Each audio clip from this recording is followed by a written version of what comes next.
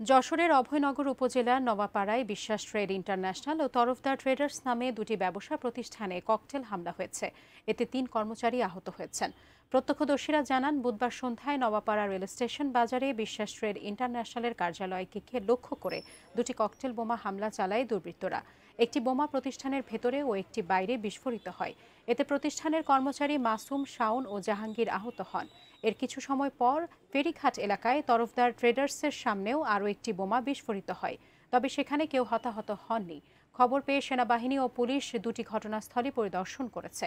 ঘটনাস্থল থেকে বিস্ফোরিত বোমার আলামত সংগ্রহ করা হয়েছে। এর আগে গত 18 জুলাই দেশের সবচেয়ে বড় আমদানিকারক প্রতিষ্ঠান নওয়াপাড়া গ্রুপে সুফলা ভবনে বোমা হামলা চালায় দুর্বৃত্তরা। এ ঘটনায় 4 মাসেও কাউকে গ্রেপ্তার করা যায়নি।